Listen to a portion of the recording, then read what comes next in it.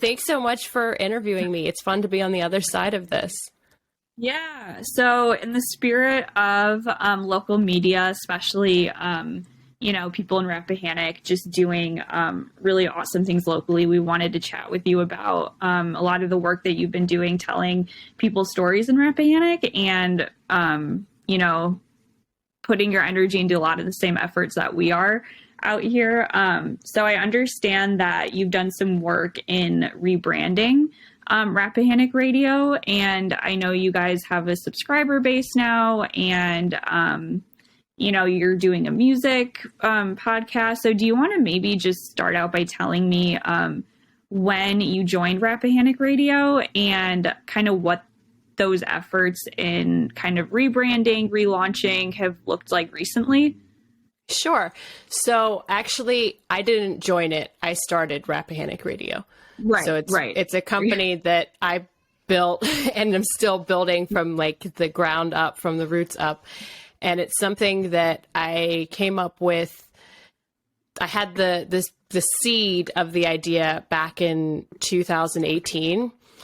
And I pitched it to a lot of my friends because I grew up I was born and raised in Rappahannock and grew up in a lot of like the arts and music community. And I was like, originally wanted it to be a terrestrial radio station, like old school, have an actual physical studio.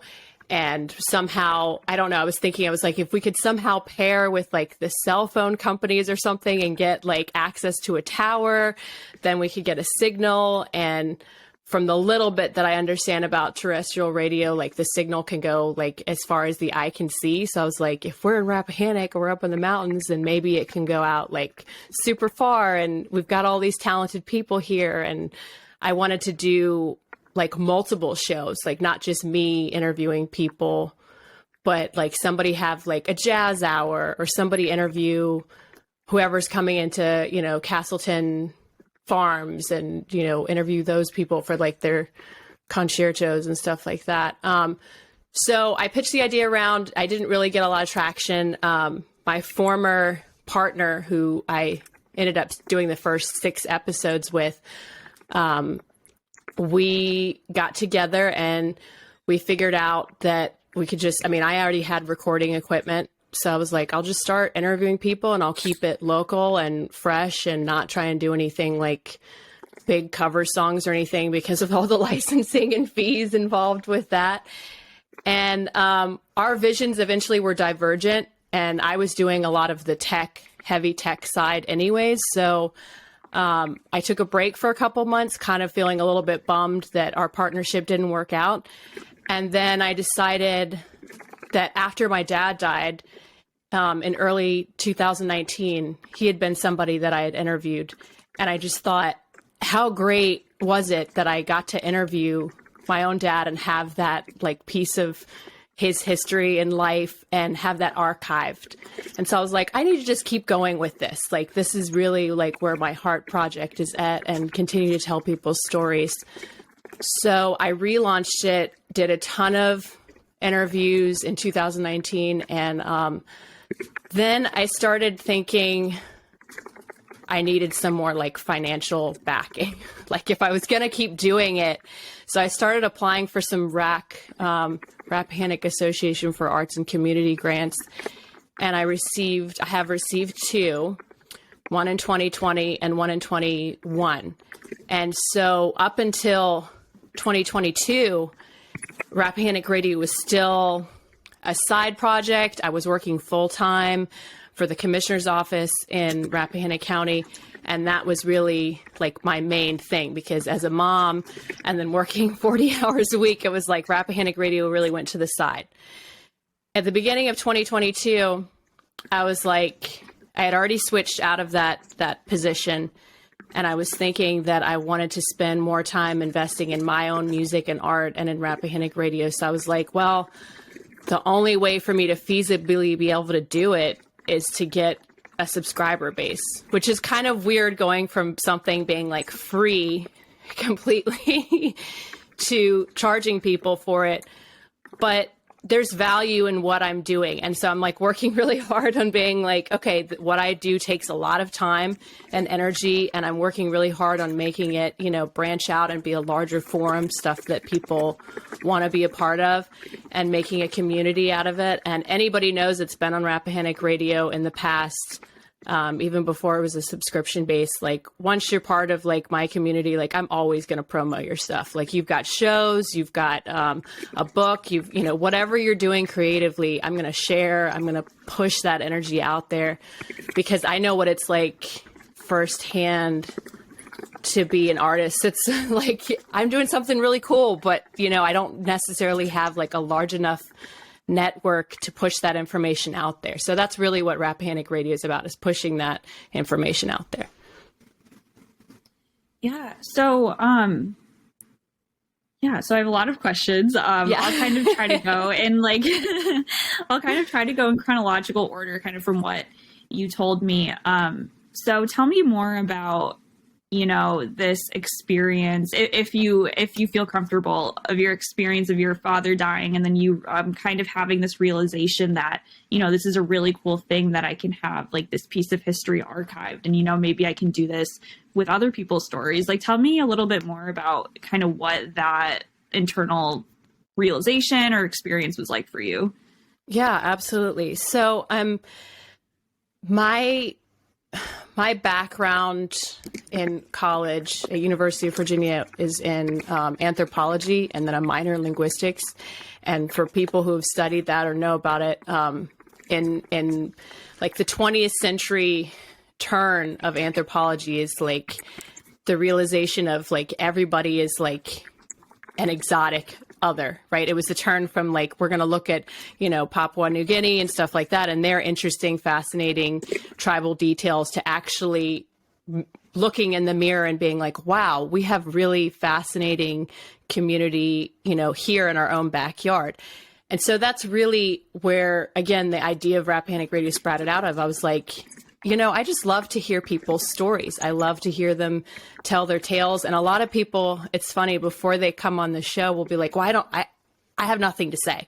Like, I don't know what I would say. And I'm like, no, I'm a talker. Trust me, I'm going to get that information out of you.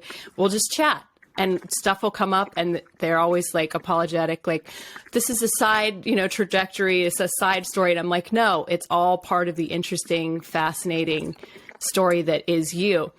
And that's really like, so back to your original question about where my head was at when my father passed. I was like, I, had the chance to ask my own dad questions that, maybe I'd heard him tell these tales before, like in the background, but not really paying attention to them in the same way as if you're actually giving someone the physical space to just be like, hey, just tell your story.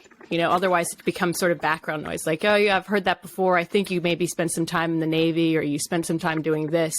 And to actually give those stories a platform and attention to detail, that was really where my head was coming in. And I thought, or where my head was going to, where my focus was coming from on that.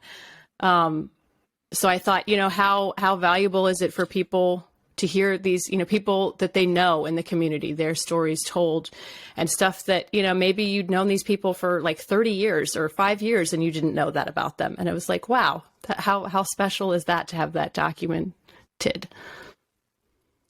So I know that you're a musician on the side. Is that correct too? Yeah. Do you want to tell me a little bit about your own story? You mentioned working at the Commissioner of Revenue's office. Your mom, you born and raised in Rappahannock, went to college. Do you want to just tell me, like, when you think of Kiaya's story, like what is your personal story? So my personal story starts in Rappahannock. I was, my mom gave birth to me, a home birth in Flint Hill on a mountain called Jones's Mountain, kind of off behind Wakefield. And it was like a very basic, like no plumbing, no running water, that just like an old cabin. Like my parents were very much part of like the bohemian movement in Rappahannock. And so they were living totally off the grid. And I was very much raised that way, although we eventually got indoor plumbing and stuff at the house that my parents continued to build my entire life. But so I was raised on a farm. We didn't stay in Flint Hill. We actually moved to Nethers, which is closer to the Madison side, in the shadow of Old Rag, actually. So grew up a lot, swimming in the rivers there, climbing Old Rag. And I was homeschooled. So with a farm, with goats, chickens, horses, and music was a huge part of my childhood and adolescence and eventually adulthood, just my whole upbringing, because my father was a carpenter, local carpenter, and then a local musician. So I kind of probably couldn't even have chosen to not get that gene, even if I didn't want to, because he was just had instruments everywhere. And he was very encouraging to both my sister and I. He would be like, yeah, just get on the drums or just pick up, the guitar, pick up the violin. So with that background,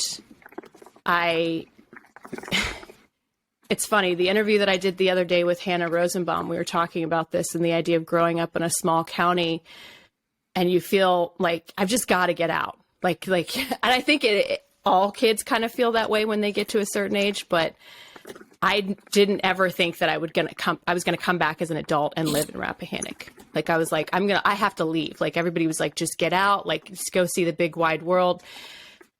And after doing that, and not just, Charlottesville's not that far away. I'm talking like I did some traveling, spent some time on the West Coast, spent some time in Spain, some time in Argentina. And I was like, Rappahannock is very special. So my story is also, the story of Rappahannock Radio in that sense, as coming back to my roots, turning that mirror around and being like, wow, instead of being interested in just what that, exotic other is doing, let's see how cool and interesting my roots are, which is something that I came to terms with a lot when I was at UVA. My minor was going to be dance. And although I felt strongly about that, every girl that I was in class with had been dancing since they were like 3 and had like special, attention in that, like private lessons. And I was like, I don't have any of that. So that's what brought me back to Rappahannock initially, was the fact that I was like, what do I have that I've, practiced my whole life? And it was music.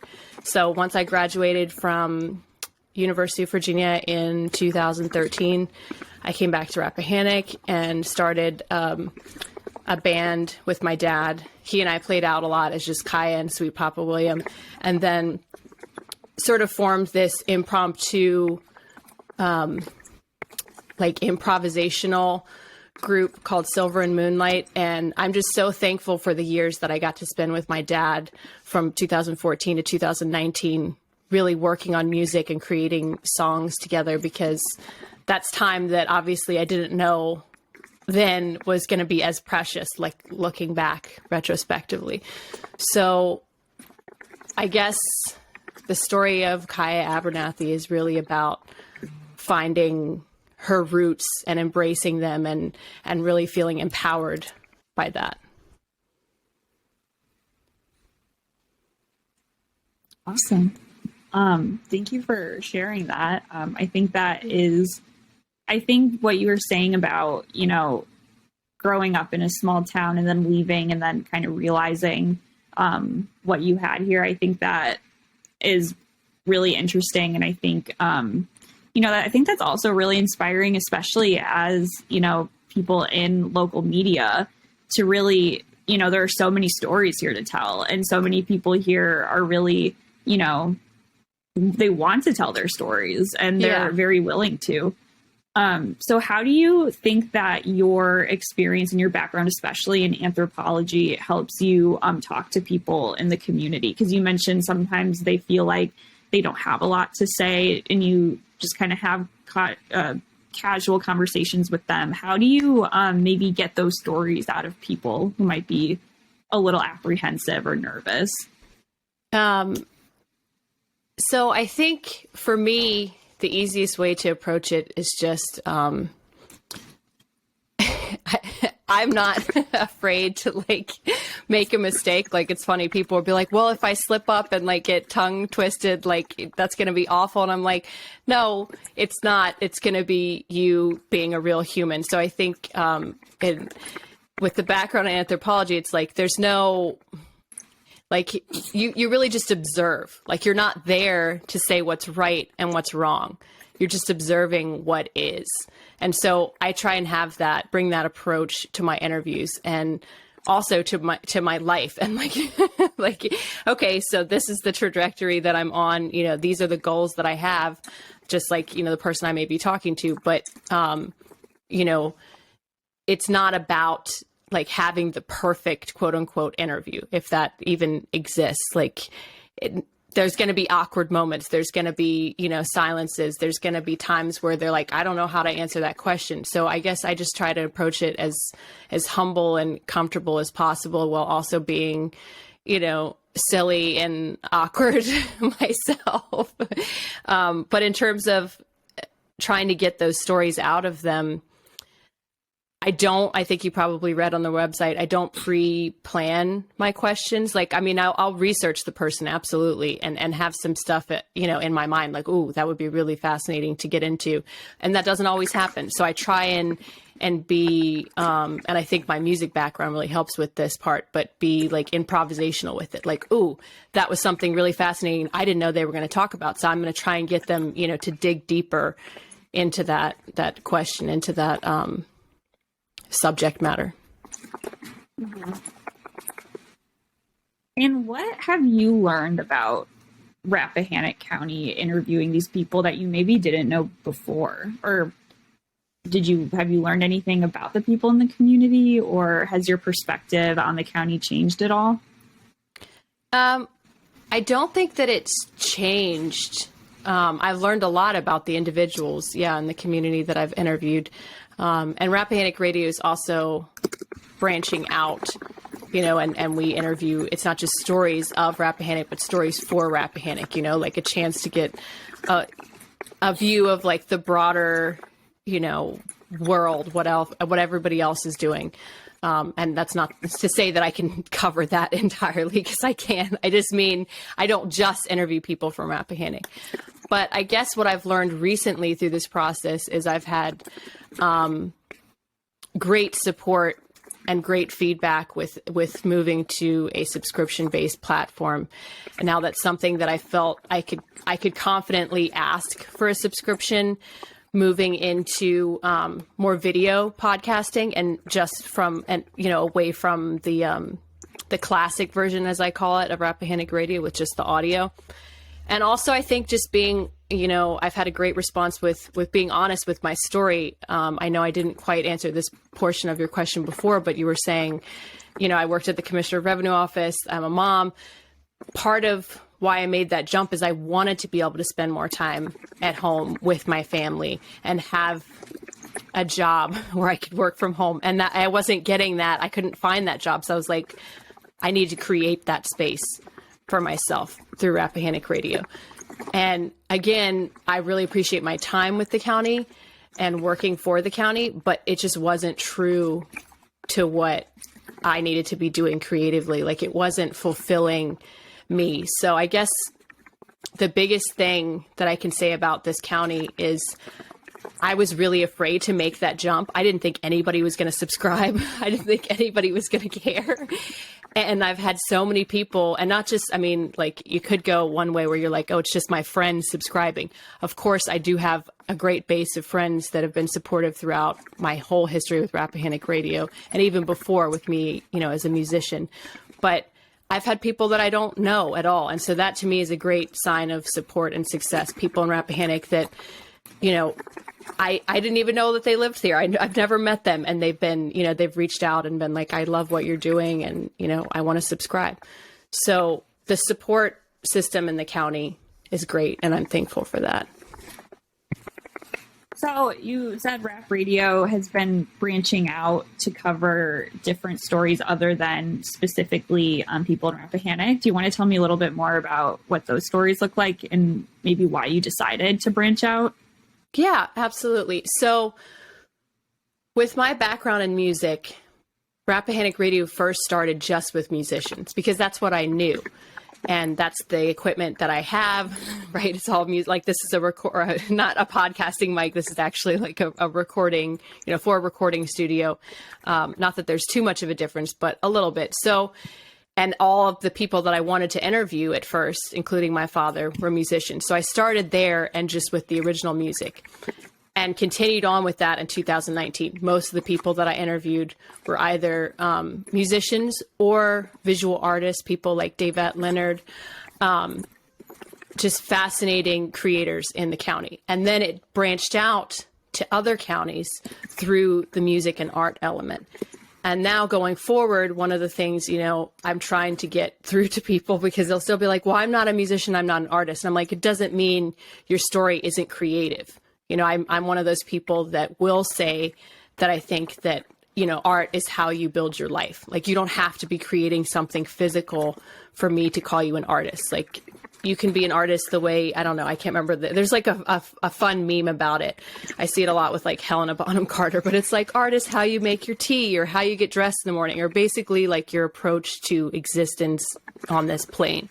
So I branched out through that, telling everybody that their story is important and has value.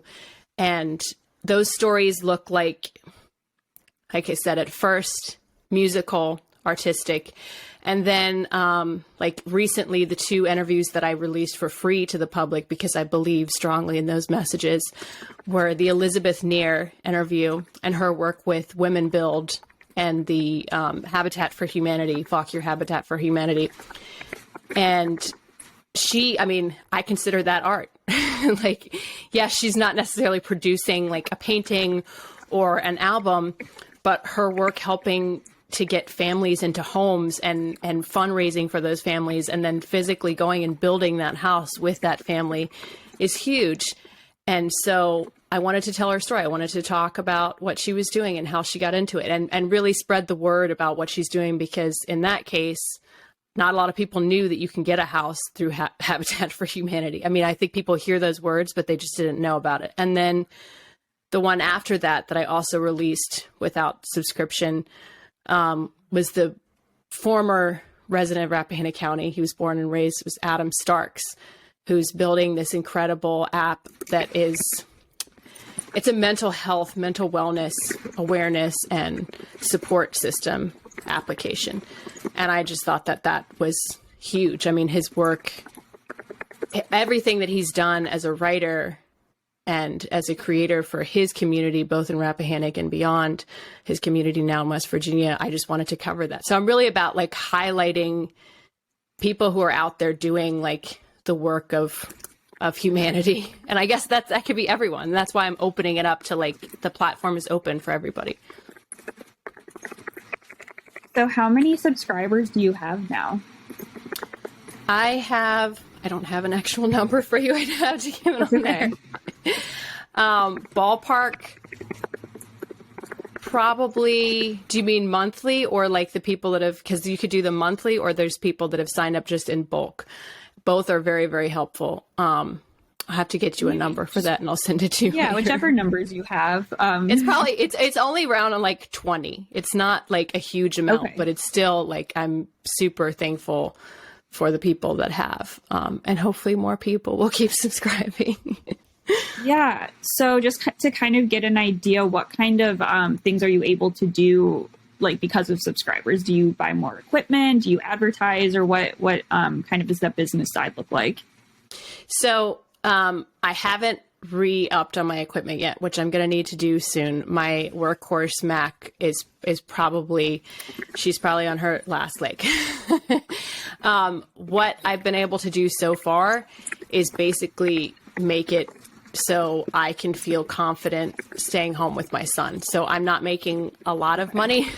And obviously when I first started, it was more to start because it's like one of those honeymoon phases with like a business where everybody's like, yeah, this is super interesting. And I like what, she's done with, like you said, rebranding and making it a subscription-based platform, especially when I got all my sponsors on board, which is great. People like Abracadabra and Fountain of Roots, where they'll provide a discounted service or product for subscribers of Rappahannock Radio. So the first 2 months were very successful, and I felt like, okay, wow, this is something I can feel confident, like between booking musical performances for myself and working on Rappahannock Radio, I can make enough of an income that I can help to pay my mortgage in Rappahannock County, which everybody knows is extremely expensive, whether you're paying mortgage or rent. So really what it's helping me to do is grow it as a business. I haven't had a surplus to be able to re-up on any equipment. At this point, I'm kind of just breaking even with everything I have to pay for with the website, with using this really brand new Riverside.fm, which we're on right now. I know it looks a little weird right now, but because it's like a upload for you, an upload for me, and then a general upload, it will be more clear at the end, but it's so much more, it's just superior to Zoom or anything like that. But so there's a lot of payments that I have to cover just to even run Rappahannock Radio. It costs like $250 a month just to keep it running. And that's not including my personal time and everything I'm putting into it promo wise. Yeah. And so being also, a person in local media in Rappahannock, why do you think it's important, or do you think it's important that people not only necessarily subscribe to local media, but, pay attention and are involved? Like, why do you think having platforms like Rappahannock Radio is important in rural counties like Rappahannock? I think it's important, one, because as you know from working in a local news forum, that your time is stretched. You don't have a lot of time. And you're probably, although I know they treat you well, you're probably overworked and underpaid, right? And you can't get all the stories. You can't cover everything that you want to. Right. So at that point, it's also your passion as well. You being a journalist, I mean, in a lot of ways, it's a dying art, especially print newspaper. Now, there's something to be said about it still being printed, and I love that, which is why when I had the choice to go and collaborate with local news, I chose to go with Rappahannock News. One, because they'd been with me from the beginning and really reached out to me. And also, I kind of have a background there myself. I did some internships there when I was in high school and wrote for Rappahannock News. But why I think it's important is because I think that it provides another forum for people to tell their stories, for people to get information out there. It provides an alternative narrative other than just like the print or the written form.